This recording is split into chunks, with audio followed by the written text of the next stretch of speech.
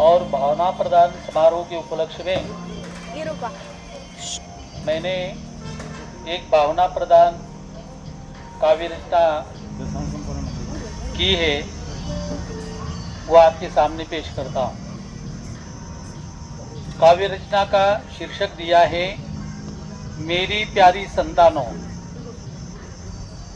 मेरी प्यारी संतानों, दामादों और बहू बेटियों,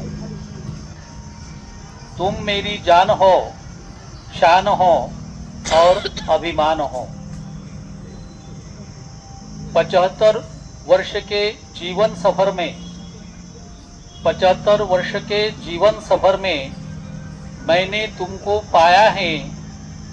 तुम बड़े हुए उम्र से अब मुझे बचपन तुम्हारा याद आया है।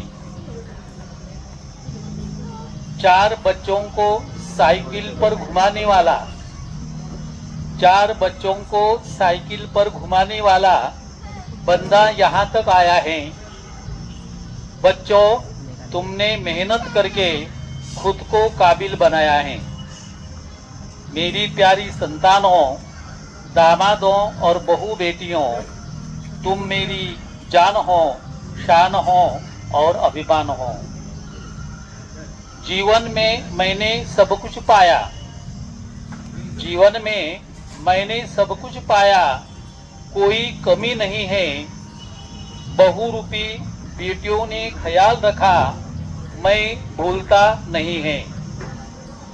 पोते पोतियाँ, नवासे नवासियाँ, पोते पोतियाँ, नवासे नवासियाँ अमानत मेरी हैं। यही धन दौलत का की पिटारी बस सिर्फ मेरी है।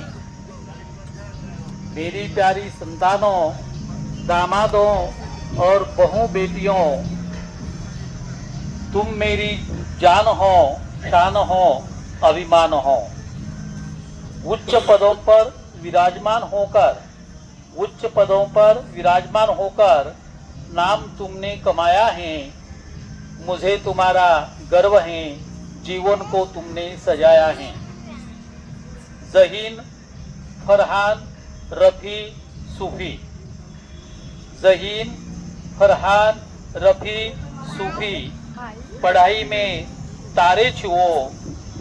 फरहीन, फुज़ैन, नबीहा, फातिमा बड़ों का रास्ता जगाओ। मेरी प्यारी संतानों, दामादों और बहू बेटियों, तुम मेरी जान हो, शान हो, अभिमान हो।